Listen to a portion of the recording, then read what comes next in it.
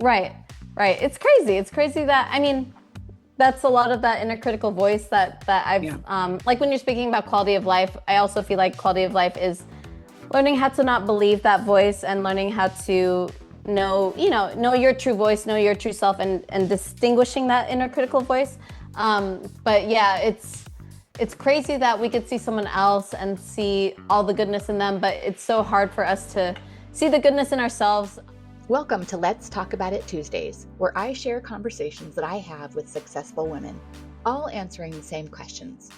And then we simply chat it up a bit. You get to be a fly on the wall in these conversations. I am honored to share this powerful and lively conversation with Charmaine Horn. Charmaine is a registered nurse, body-based mindfulness coach, and a certified Qigong instructor. She provides holistic approaches that address root causes of mental health challenges, helping us quiet the mind chatter and find inner peace through movement. I find a kindred spirit in Charmaine, as we are both on a similar mission that draws from our own healing journey, a mission to help change lives. This is my conversation with Charmaine Horn. Enjoy. All right, let's go. Good morning. Welcome to Let's Talk About It Tuesdays. Hello, good morning. I'm so happy that you're here. And I'm just going to start us off with your first question, which is, what is quality of life to you? Yes, so hello, thank you so much for having me here. Oh my goodness. So my name is Charmaine, and my quality of life to me, well, I wanted to talk a little backstory about me. So for a long time, I was really introverted and shy, and I had a really negative self-image. Like I just had a lot of negative self-talk and things like Mm, that. And I felt like it took me so long to go from being this person who doesn't feel accepted anywhere to finally just being able to be someone who actually just loves herself and actually isn't afraid to show up as she truly is wherever she goes, on social media, like wherever. Like I think quality of life to me means you could authentically express yourself as you are without shame, without guilt, and just be proud of who you are. Because yeah, for my childhood, like I don't know, it's like I wasn't allowed to express yeah. my emotions, my thoughts. What I like was disproved by my family. They had a path for me that was paid for me already. Um so I'm like, dude, I want to be myself, you know? Like who Yeah. is she? And let's love her, you know? Yeah, exactly. I love it. Quality of life is just being proud of who you are. Did I capture Hmm. all of that? Yeah, Like that's yeah. the umbrella statement. Yeah, Oh my proud of gosh, who you so many, are, seeing your self-worth. yeah, so many of us are challenged by that. I mean, there's different levels I see because there's the just like everyday living, but then not only that, those of us who are putting ourselves out there, showing our faces on video, sharing our stories on video and in our experiences with even how we coach people. I think Right. it puts us in such a vulnerable position. And without doing that, there's so many of us women that are still challenged by that because of, for whatever reason, how we were raised or some things that we've globbed onto. So I think that is such a powerful perspective for quality of life. Right. Sorry, go ahead. Oh, I was just gonna say, especially like what you're saying in the entrepreneur world, I see it so much that I don't know, for some reason I feel like it's mostly with women that we feel like we need to have some certain persona or some certain like external image that we're projecting in our social media and things like that. And Yeah. especially with AI more these days, and like everybody's voice sounds the same. And it's just like, so I don't know, Matt, that really like triggers me. I'm just like, oh my God, you didn't write that. Like, I want to hear your voice. I want to see your personality. And I just feel like personality is becoming less and less noticed. Like I know we talk about Yeah. authenticity, but strangely, it still seems like it's not allowed. Like the real, raw, true emotions that somebody has, especially like an entrepreneur. Right. Exactly. Such a great point because I'm fatigued of the same sounding voice. I'm fatigued of the same. So these are the three things that you need to make your life better. Type. Everybody seems to be using the same kind of template, and we are challenged to bring our own story and our own unique perspective in ways that, sometimes feel, and you're right with women. Why? Because we feel like we need to be perfect. We're raised to be perfect. We are raised to Hmm. fit in this box, be well presented, and Yeah. likable, likable. Hmm. So when you bring something like that up, or we bring that specific topic up, it just reminds me that there's so many of us. Hmm. And so that's why I'm grateful to have you on here today, because I know this is part of your platform, and one of the things that you share is your own journey. So how, Right, right, right. okay, so share with us, share with me, how do you implement that quality of life into your everyday living? And it's hard because so much of our conditioning, like I just remember so much of my conditioning, like being told to be a certain way, like even with our body, even with how we look and how we act. Like I remember like posting on social media, like on Facebook, something I wrote about my business, and then I would curse in there, and then my parents would message me and like, "Don't curse in your posts" and things like that. And so it's just like it is hard to be authentically myself. But in reality, like I do love cursing. I don't know. I'm kind of like crazy, and so I just practice, especially on social media. I practice just sharing what I'm authentically feeling. Like if I have a thought of what I want to share, I do my best to not question it, and I just post it, and Mm, I just let intuition flow, and I just let source or whatever speak through me, and just like let me talk. But it is kind of uncomfortable because sometimes I might cry, sometimes I might yeah. say something that might upset people. So you do have to face that old programming that's like, you shouldn't be saying that. But I'm just like, okay, I hear you, and I'm gonna post it anyway. I feel like I'm gonna die, but I'm gonna leave it there. It'll just be up there for 24 hours, whatever it is, you know? So it's, yeah, just trying to practice speaking what's true for me in the moment, like, and post it. Hmm. And also in real life too. Like, if I feel like something, I share it with somebody. I'm practicing that. Yes, and you said something that really stands out to me, which is allow your intuition to flow. Mm-hmm, Many mm-hmm. of us are not taught, encouraged to allow that. Many of us, especially in certain circles, are encouraged, like, don't trust that intuition. That is Right, not a good thing. So to be right. able to do this complete 180 opposite, yes, it's going to feel uncomfortable. Absolutely feel uncomfortable. Do you find that you have built up a muscle and a thicker skin the more that you do it? Yes, definitely, because intuition doesn't always make sense. Like it tends to be more illogical, Yeah. and it's spoken more like from emotion and just from your heart. So people don't understand that. And I feel like in our society, people want to understand. They want like a logical explanation. And the world I was coming from was from healthcare. Like I was a nurse for 8 years, and that world was very like logical, scientific. And so when you follow your heart, it doesn't make sense. So it's not, yeah, it's not always practical, but Yeah. the more you do it and you actually listen to your body and you ask your body, okay, not my head, but my body, Yes. do I want this right now?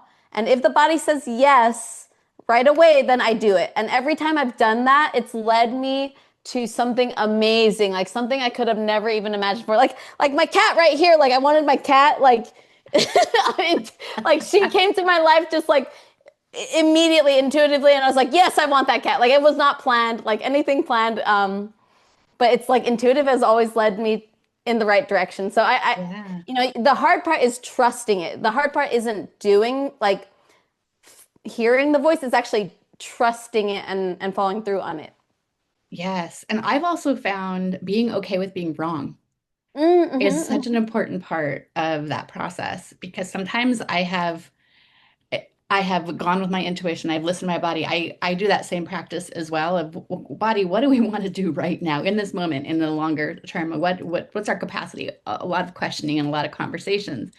But I right. found that sometimes that initial intuition doesn't always result in this, oh yes. Sometimes there's this path that it's like, oh my gosh, maybe I was wrong. Maybe, maybe, Right. maybe I'm misreading my intuition. And so to piggyback on that, one of the things that I've experienced is to be okay with being wrong, which is another thing that is a practice and something to kind of get better at. Right. And I think maybe it was meant to happen so you could actually see what you truly want. Like I do Hmm. feel like every time we're led to do something, it's because there is some sort of lesson there. Maybe it's to face a part of yourself that you need to face or whatever. But I do always Hmm. think like it was meant like every single thing, even if it doesn't work out, it was meant to happen because you were supposed to like face that for some reason and change Yeah. gears or whatever. So Yeah. so yeah, it's hard to say though. Sometimes it's tricky though because sometimes you don't know if it's intuition versus impulsivity. Like that could be kind of hard because it's like Yeah. is this driven by like some sort of void that I'm trying to fill, or is it driven by like a dopamine hit, like or is it actually intuition? So sometimes Hmm. it could be kind of I hard to know. like tell the difference. So Right. And so the importance of it's intuition is not always an absolute. Intuition is a journey, and that's kind of what I've learned and experienced is intuition is an exploration, hmm. especially one that again doesn't really result immediate. Sometimes it's immediate. Oh, I love it when that happens. I know, like it's the best. I It's wish the that could happen best. more, but then that I would know, make me please. magic or magical. Okay, so one of the other things that you had shared was how you feel behind the scenes, and you it made me laugh because when you're talking about I just go with it. When I feel it, I go with it. Most of the I find for myself most of the time when I have those moments of like I've had this idea, I have this great idea, I'm going to speak about that. It's usually when I'm on in the morning, I'm having my coffee, I have sleep in my eyes still. I'm like, I got my I just need I am not I have presentable. I mean, I probably could be if I really, really, but it's like that messy part, the messiest part of the day. And so I love that you say you just do it because I have to note it and then I have to do it later. right. And it kind of speaks to, that pressure we do have like put on us of like we have to look presentable. We have to Yeah. look, and I think that that's part of this whole thing of like being authentic and being your true self Yeah. is like, can I just show up how I look and things like that? Yeah. And it's really hard, but yeah, it's just interesting that it kind of speaks to like, oh, we think we have to look a certain way, like on, Yeah. on Yeah. camera and things like Yeah. that. Yeah, Exactly. really I call hard. that's reserved for my people, my loved ones. That presentation, Right, right, right. that's actually for me, that's a boundary. That's a privacy Mm, box. Not everybody right, needs to know everything. However, right, mhm, again, it's not black and white, and it's not like it's not super linear, and it's what works for you might not work for me, and vice versa. right. But I was also thinking that with all that goes on behind the scenes, I've seen your content, I've listened to you speak, and every single time I have come across anything that you say on video, I'm like, wow, she is so well put together. She gets those Oh, thoughts out what? of her No head way. and she could just go I'm with the like, flow what? because it's not Oh, easy. I have a oh, lot of yeah. thoughts that I can pop out in 3 sentences and I'm like, wait, what was I going to say? And Oh my gosh. so I think Oh, it's a wow. Thank you. testament to how we see ourselves versus other people see us so differently than how we see ourselves. Right, right. It's crazy. It's crazy that, I mean, that's a lot of that inner critical voice that I've Yeah. like when you're speaking about quality of life, I also feel like quality of life is learning how to not believe that voice and learning how to know your true voice, know your true self and distinguishing that inner critical voice. But yeah, it's crazy that we could see someone else and see all the goodness in them, but it's so hard for us to see the goodness in ourselves. And yeah, I literally had a moment this morning actually, like, I don't know, I said something at the gym to somebody and then I felt really bad about it. And I was just like in my head about it. And I was just like, oh my gosh, like, how could you say that? You're so rude. Like, you shouldn't be this, don't be your authentic self around people in the gym because you're going to say something rude, like stuff like that. And I was just like, you know what? Then I put my hand over my heart and one over my belly. And I was just like, you know what? I like what I did. Like, I like me. Like I like that I showed up that way. And yeah, I'm gonna assess, make sure I'm not an asshole, but at the same time, I was just like, but I have to Yeah. like me. Like I have to like my flaws. I have to like my successes. I have to like the times that I don't feel good about myself because Yeah. I've always been living in this inner critical world. And it's like, what would happen if I just liked myself for once? Like, how Hmm. would that change things, you know? Very powerful. Very powerful. I think we all do that. I think we all have that moment. Well, not everybody. People who care about how we present ourselves can care about, Just a not lot everybody of cares us, about a lot that. of us. Yeah. I can think of a list of people who are like, they just let it fly and let everybody else kind of deal with what flew. Oh, wow. That's not us. But No, no, definitely. for those of us who feel that way, for me, that's overly, I call that overly responsible for everything that I say and everything that I do. But you're Mm, right, there is an inner critic of, why did you say it that way? You should have said it that way. I mean, are they going to understand what I said? Did I relay it in a way that's understandable?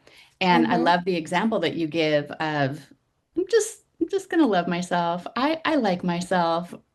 And the differentiation, I don't know if that's the right word, the difference between and with loving and liking, this is one thing for me to love. It's another thing for me to like. I mm, find there's two different levels of that. Because, yeah, I love myself. I'll take care of myself. I'll eat good food. I'll drink good things. hmm But do I like myself? Ooh. Oh, I like that. Feel free to use it on whatever you're doing. That is interesting because, yeah, literally this morning, I didn't say I love myself. It just came to me. I was just like, I like myself. So I think there is a distinguishment there, which is so interesting because, yeah, it's like love. It's like, yeah, we do care for ourselves, but it's like, but do we actually want to be around ourselves? Do we actually appreciate what we say, appreciate everything about us, So, um, that's it. But I never heard anyone put it that way. So it's interesting to hear that sort of difference. Yeah. Yes, exactly. So you've pretty much answered my final question, which is how are you challenged to Mm-hmm. implement quality of life? I love this, and I was going to ask you, give me an example of how do you overcome that challenge? And so in the gym was a great example. Are there any other examples of how you're challenged to live this out? And what are some things that you do to overcome it? Oh man, yeah, it's still a work in progress. Like, I don't Always. know, especially every time I see my parents, like, I don't know, that's like the one that I think that's the hardest for me, just like, because that was, I think, probably the source of where I felt I needed to fit a certain mold in order to gain love and approval from someone else. And I think it was sourced primarily through my parents, but and it's no fault to them. I know that they had their own upbringing, things like that. Um, but it's kind of like when you face certain people, it's going to trigger maybe those critical thoughts and things like that. And I do love doing a lot of nervous system work. I am a Qigong teacher, so I do have a lot of mind body practices that do help me stay grounded in my body because I feel like when I'm starting to um, lose touch, like if I'm starting to get in my head, like with all the inner critical voices, and I'm starting to think those negative thoughts, I stay stuck in here and then Yeah. I lose touch with my body and I lose touch with reality and what's actually present. So I need a practice to help me just be back in the present moment, be back to reality and like be back to the earth. And so doing Qigong is a great practice to ground myself and remind me, hey, we're not only this, we're also this. Yes. And let's Yes. go back to our center. Like it's so interesting in Qigong. So Qigong, really quickly, it's a Chinese mind body practice, and Tai Chi is actually a form of Qigong, like a martial form of it. And it's so interesting. Like they always say in Qigong that your center is actually here, like it's in the belly. Like your center is Mhm. primarily here, like in the body. And so I like that because it's like, okay, let's go back to our center here in our body. Um, so that helps me a lot. Like I need to do that every single day to just remind me you are not your thoughts, you are who you are, you know, Right. here Yeah. in this moment. Yeah. Yeah, I love how most recently, I'd say in the last 10 years, we have become a lot more aware and done a lot more studies on the brain hmm and what our thoughts, what our experience, what our traumas, we're in survival mode, where it affects our brain and then where that affects our body. Because I feel like before we had the scientific evidence, it was a little bit more airy fairy woo woo, Right. mind and body. And so I think it has now allowed space for more of us who aren't necessarily into mind, body, spirit practices to be able to see, oh, when I am operating off of adrenaline, I am going to be doing these things in my body. My brain's going to be telling my body to do certain things. I am going to be potentially experiencing burnout or overwhelm or all the things that now we have scientifically proven. And Mhm. so with your mind and body practice, I think it's such an important voice that our body tells us so much. We just aren't trained to listen to it. Right, right.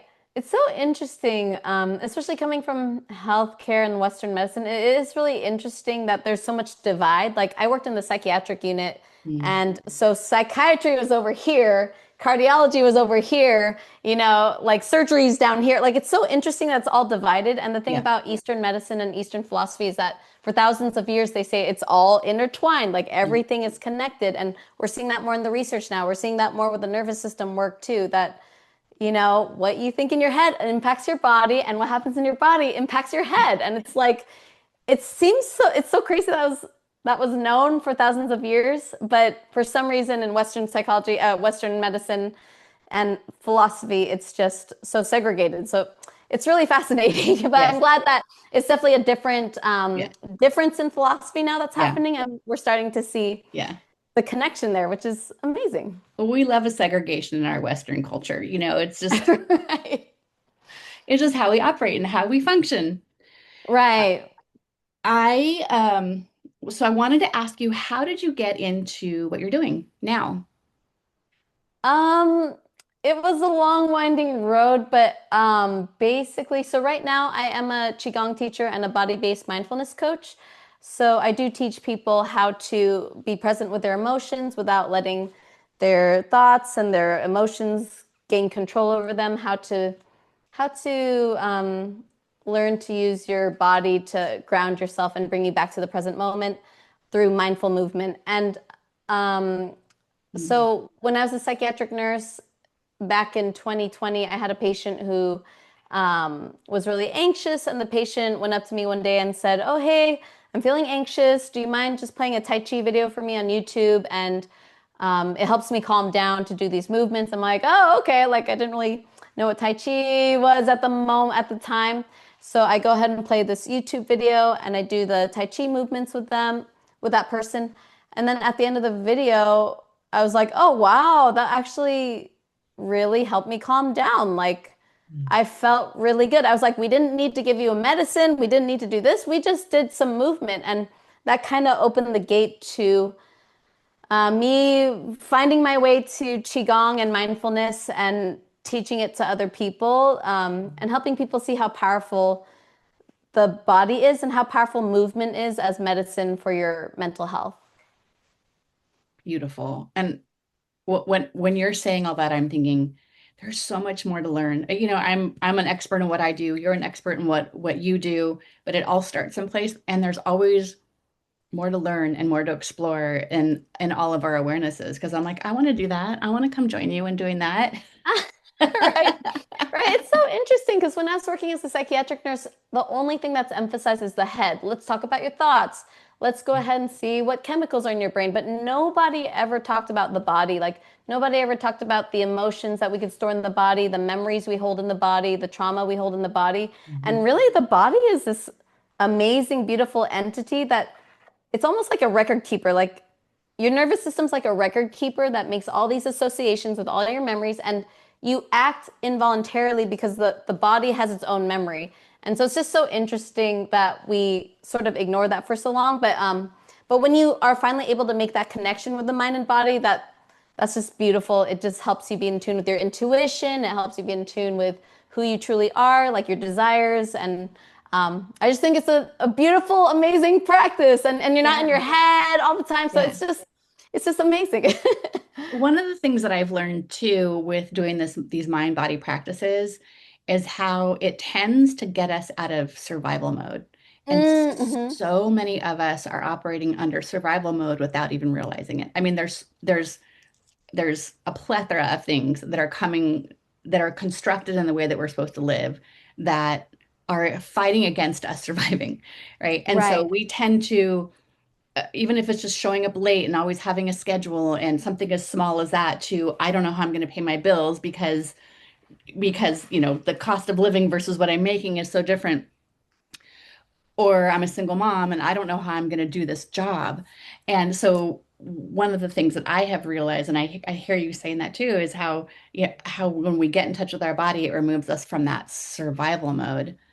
And even when you were talking earlier about the parental dynamic, a lot Mm-hmm. of the times we take on these belief systems because that's just how we survived. That's the place that we found to get into the flow of what was expected, and that's what we learned to survive. So I see such a powerful avenue with what you're offering as Oh, in Qigong, right? Did I say it the right way? Okay. yes, I'm that still was learning the word. I'm beautiful. still learning the word in the Qigong, and You- and bring kind of not only awarenesses about mindset and all that, but practices that help others really work through it and can walk away with some things that we can practice for the rest of our lives if we want. Right, right. And I'm so grateful you brought that up because it's so true. Like with the survival mode, it's really something that's not only staying in the brain, but the body learns it, right? Like Yeah. I used to have this crazy phobia in the nighttime. It's this weird, illogical thing. But like, okay, so when you're a child and you're like afraid of the dark, I had that until I was an adult. Basically, like I was just afraid of the dark for a long time. And I literally had this one moment where I watched this scary thing on Netflix. And then that night that I watched it, I just literally felt like a ghost was gonna come get me in the middle of the night and like literally kill me in my sleep. Like it was so illogical.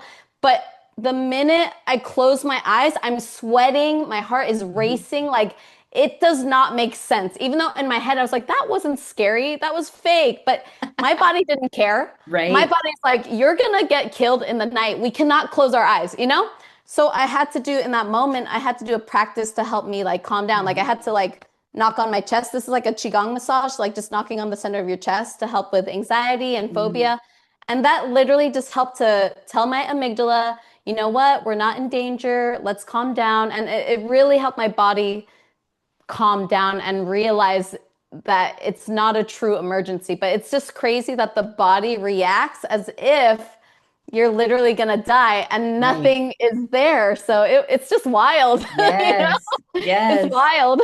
Yeah. So I you know have to when like you, speak the language of the body and calm the body down to yep. calm the mind down. Yep. I am safe. I'm on a bed. Everything's Yeah, fine. right. Right. Let's soften the muscles. Let's Right. breathe and let's release the muscle tension and like get out of survival mode, which is really tense. Like you need to relax the body and tell your brain that you're safe, you know? So Yes. crazy. And do you find that, okay, this is because this is what I've seen and heard and experienced, that most of the time the anxious feelings come, sometimes they'll come in the middle of the day when we're in the middle of doing something, but they're usually when our body is trying to relax and all of a sudden they just kind of envelop us. I was thinking when you were talking about phobia and you're saying it was irrational, and I wanted to be like, all phobias are irrational, but they don't feel like it in the moment. They feel so real. Yes. Mine, mine was when I was a kid, and probably longer to when I was a kid was when I was in the swimming pool. I would think there was a shark coming up the drain because I Mm, watched scary shark stuff when I was a kid. And right. That is scary to think about. That is legit but scary. but the reality of that actually happening is 0%. Right, right. That's wild. Oh my gosh. I I love it. know. Well, thank you so much for bringing yourself wholeheartedly and authentically to this time together. I know I got a lot out of it. I know that anybody else that's going to watch it is going to get some really good gems out of everything that we've talked about. And I'm very excited to leave more information about you in the description and where people can find you. Is there any, and you don't have to because we didn't talk about this. Is there any final thing you want to offer to anybody that's watching? Um, Basically just If you want to be more in tune with yourself and who you are, just try to practice noticing your body sensations first rather than staying in your head. I always tell my clients, like, just first start noticing, how does it feel when you're with this person? How does it feel when you're doing this job? Like, just notice the sensations, notice what your body's telling you. And the more you pay attention, the more magic can come out of that. So let's Amazing. get connected to our body, and which helps you connect to yourself. Thank you so much for your time and your expertise. And I look forward to seeing you soon. Thank you so much for having me. Next week, it's a related but different conversation with Certified Spiritual Director, Bridget Black. She's a woman who's passionate about creating spaces where honesty, curiosity, and reflection can thrive. Like, I know my body, I know da-da-da. And then you have these systems saying, like, are you sure? It's like the more work we can do as women to be bolstered in that, the more we can push back and be like, yes, actually, let me tell you. Yes. And then finding the person that will listen to you, right? Instead of letting them influence, oh, maybe I'm wrong. Maybe it is all in my head. Maybe I did. Wait. I'm Chelsea. I help women discover and create our own version of quality of life so that we can actually feel good and enjoy the life we're living. See you next week.